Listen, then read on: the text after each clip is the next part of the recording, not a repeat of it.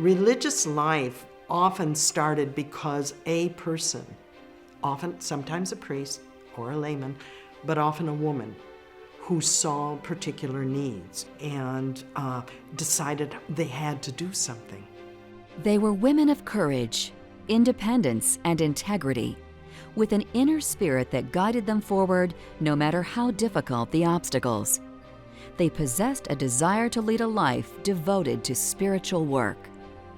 Eventually, these women were called from Europe and other parts of the world to serve in the United States. At the request of the community and through the authority of the bishop, these women religious came to Northwest Ohio and devoted their lives to helping people in need. Their presence in the community marked the beginning of orphanages, schools, colleges, hospitals, nursing homes, shelters, and more. Over the past century, they brought a dedicated passion to this community, both remarkable and inspiring, a passion of hearts afire.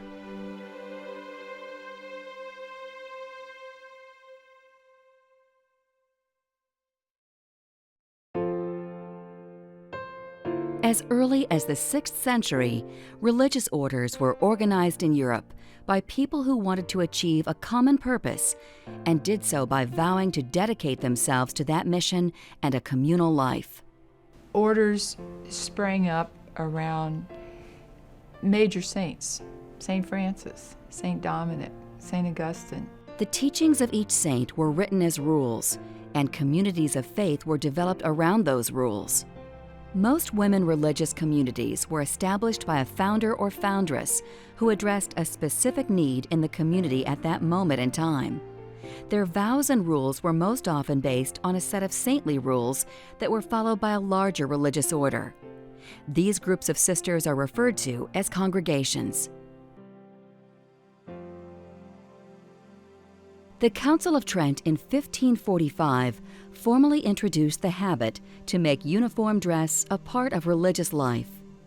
Adherence symbolized fidelity to Christ and religious profession, as well as distinguished different religious congregations from one another. It wasn't until 1965, after Vatican II, that each congregation was told to recognize the signs of the time and review their original charism and apply those beliefs to modern day. We responded to that call of Vatican II and went back to the dress of the women of our station of life, which is why I'm dressed like a college professor, because that's my station in life, that's my ministry. Women Blessing Women is just one example of how religious congregations are currently working together to serve our community. This program, Women Blessing Women, was started about 1998 by a consortium of all of the religious orders of Northwest Ohio. They got together and started a program that reaches out to women who dropped out of school. Doesn't matter why. The program now runs on its own. It is an organization of its own. So although they're still connected to it, their major impetus was getting it started in the first place. Many people look at religious life and sisters as mysterious. It can be difficult to understand why someone would devote her entire life to religious service. A sister is one who does apostolic work. In other words, like teaching or nursing or social work or work that's out among the people. Being a sister is really just a further step in your baptismal commitment, and you're baptized into this community of faith as Catholic, and therefore then what are you going to do with that? Our sisters are in just about every walk of life, as their lay counterparts are. And so they have the option for both, but they make a choice to take vows, to be faithful to those vows, and then to do the work that they feel they're called to. All religious communities take the vows of poverty, chastity, and obedience. And in those vows, we're imitating Christ, who was also chaste, poor, and obedient. And chastity is my way of loving. Rather than limiting myself to one human person, I'm free to love all people as Jesus would love them. And poverty, like Jesus, I want to live a simple lifestyle, mindful that many in our world have not all they need, really. And the vow of obedience, the root of obedience means to listen, and that is what we do in our vow of obedience. We're trying always to listen to what God is calling us to do. I realized that the sisters made a difference in people's lives, and that's really what I wanted to do, was to make a difference in someone's life, and I felt I could do that best by being a Sister of St. Francis. I was interested in religious life and began to look at different communities, and with that idea I thought the day will come when I can't be a nurse. I'll be old or I'll be sick. The day will come when I can't be a teacher, but there will never be a day, no matter how old or how sick I am, that I'm not able to pray, and then I'm not able to help people with forgiveness and reconciliation. Well, when I was younger, I think I went back and forth between shall I be a sister or shall I be married, because I had, my parents were very loving parents, and so I had great role models there. And I always loved kids, and so sometimes I imagined myself married with a lot of children, but God provided many more children for me in a different way through my teaching and through my vocation ministry. People don't understand religious life. It's not that they're negative or against it, they just don't know about it. Many of them still have the image of, Sister Act, it's prior to pre-Vatican II, and those images are being passed down from oftentimes grandparents. Some people, maybe they're not interested in religious life, but they have a misconception that sisters pray all day and our life is very serious. We work all the time. But by spending time with us, people see that we're normal people. We have fun. We have celebrations. We do work hard, but we're supporting one another in our ministry. While I've changed ministries, would have never dreamt of doing some of the things I've done, the community, because of its calling me to do that, has just expanded my world wonderfully. While some people think religious life is very confining and boring, I have yet to discover that. They don't know that we have changed and that we are living life in a new way, in a vibrant way, in a joyful way. I think where we are now, there is much more of a reality of who we are as a religious and what we are about. So I've had the great privilege of educating people, which is always fun. It's great to go out not only with young people, with adults in the diocese as well, and answer their questions and kind of open their whole view of what religious life and church ministry is about. Sisters and religious congregations that follow the saintly examples passed down from their foundress or founder are drawn to vocations and missions that express those virtues. Within each of the missions, the ministries are created, and the sisters are asked to serve those in need. Well, religious are grouped according to their charism and their founder. Yes, each one of us has a different spirit. We have a different charism. And by charism, I mean that it is a gift that is given by God, which highlights a certain aspect of the gospel. And when one enters a religious order, one chooses to assume the work of that particular religious community. And our province are primarily educators. The sisters are primarily educators. So I knew coming in that I would likely be a teacher somewhere. When our community asks us to be in ministry, they want us to be prepared. They want us to be well trained.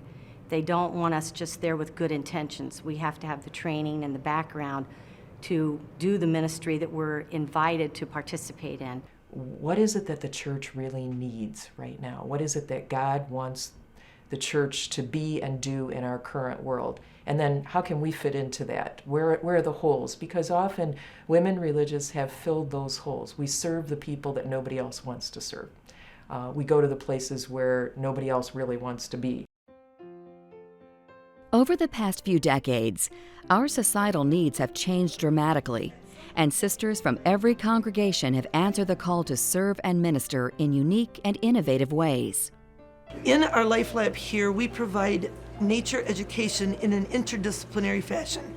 We do some math, some science, some social studies, some English, some literature, plus the science.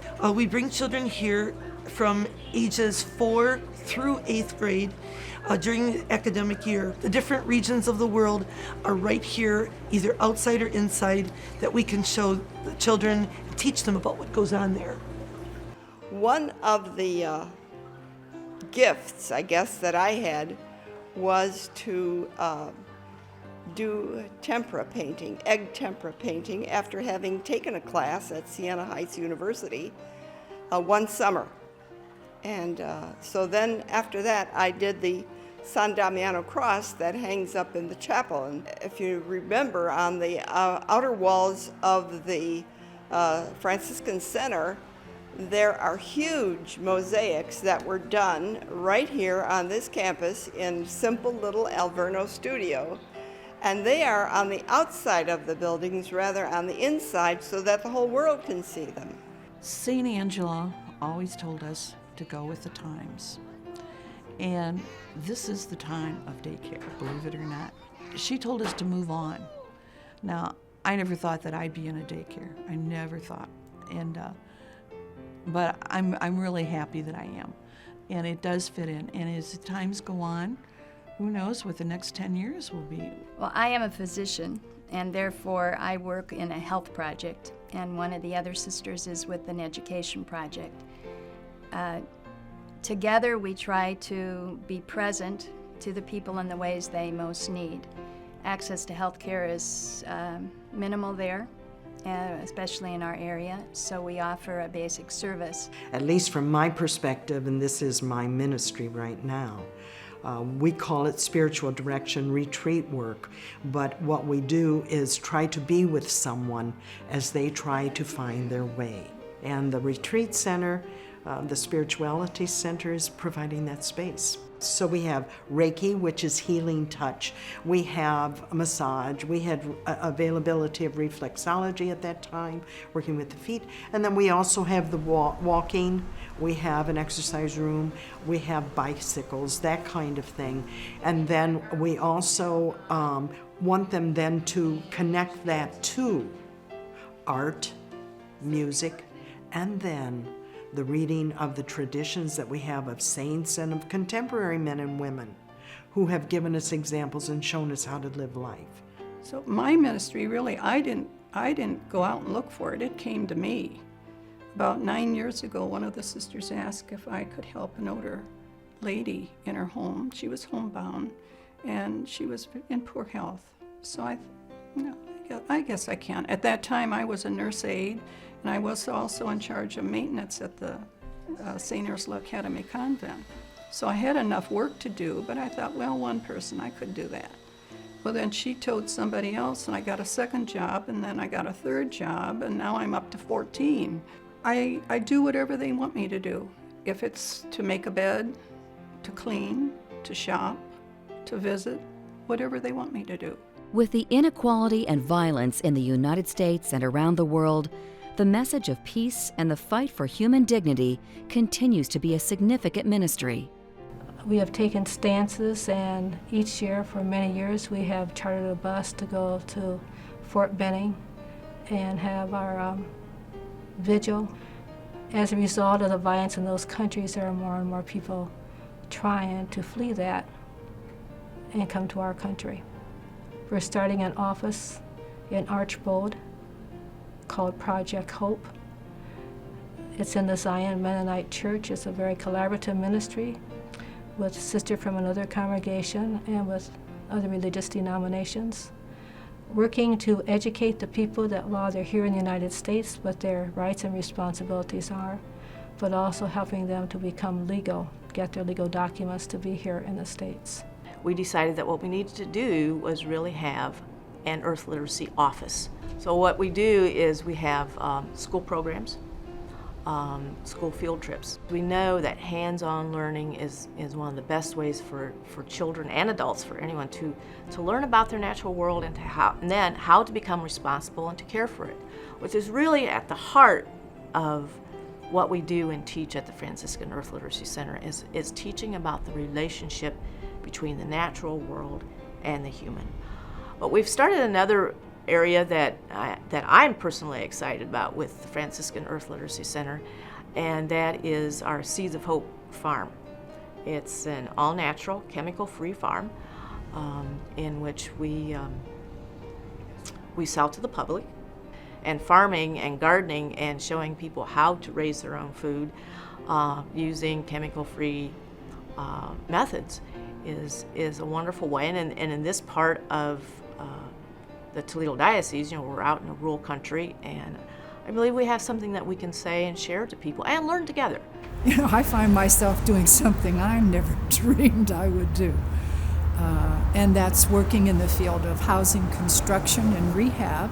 We've done over $200 million worth of construction work since 1989. Had no idea that would ever happen. And we now house over 550 low to moderate income seniors, and we have 100 rehabbed homes that single family moms are mostly occupying. And today, a new venture for us is lease-to-own homes built through Ohio tax credit monies. It's worked. We've given people a lot of hope. It is often difficult for someone to understand the differences between the obligation of a sister to her religious life and her obligation to her current ministry, or what lay people would refer to as her job. I don't think you can separate faith and service. As I recently read, your contemplation, your religion, your faith directs action, but your action speaks to the integrity of your faith and your religion. I'm almost like a doctor on call, on call.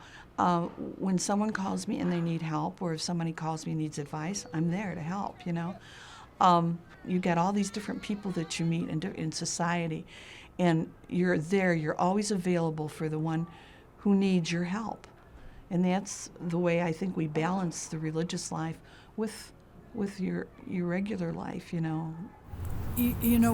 were taught there's prayer and there's faith in doing. And I look at what I'm doing as a merger of those two. In my personal life, prayer life, it's there. And my workaday life isn't worth anything if I don't bring the prayer into it. Just don't say the word, do the word. As the community continues to grow and expand, so does the role of a sister.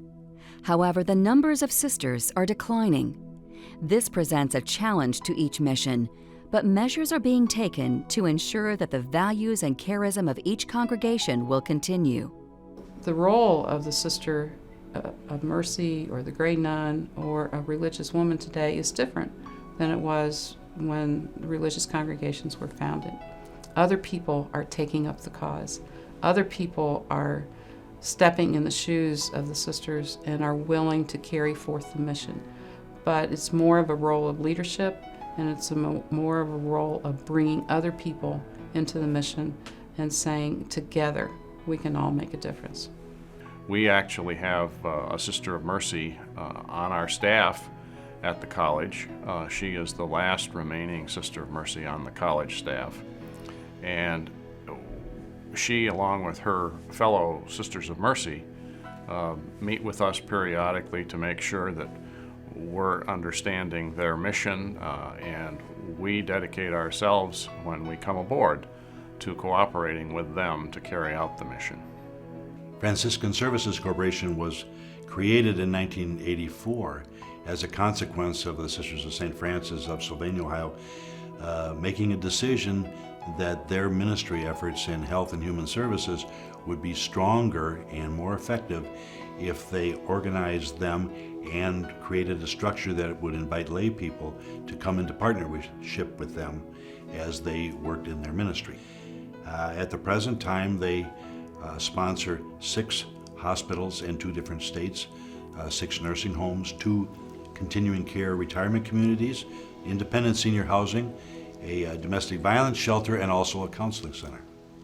I think there are 2 little talked about facts that come about when the sisters sponsor an organization, and one is it gives laypersons like myself, who also are like-minded with them, the opportunity to join them and make some impact in communities other than an impact that a husband and wife can make on a family or in a parish.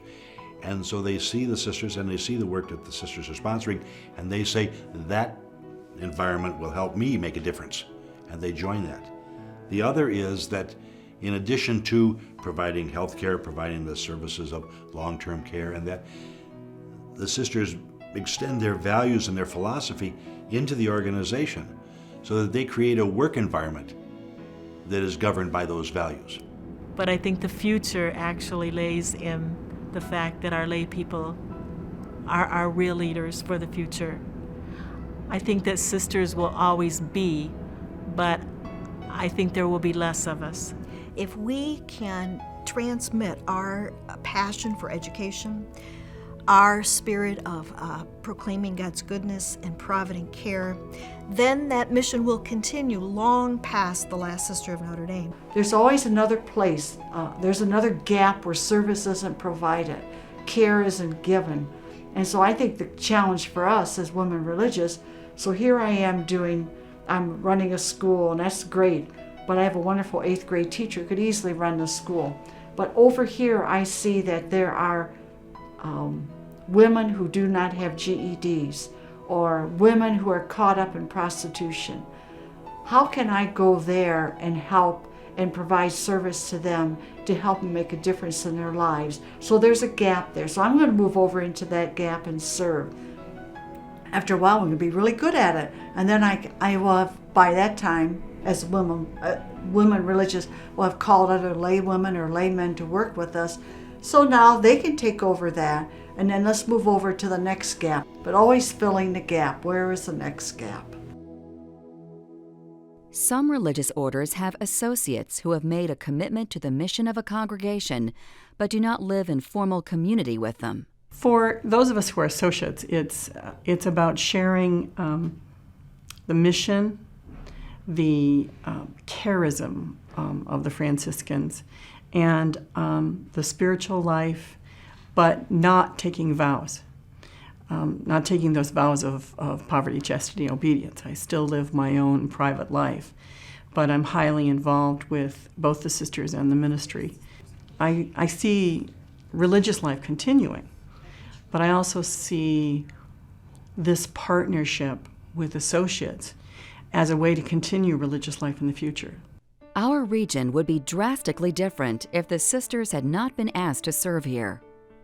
Each day, they look within themselves to find the passion to serve us and our neediest neighbors. Many people feel that there's not a place for religious women today because our contemporary society offers women so many opportunities that they didn't at that time. They had education, they had nursing, they had a few other minimal things.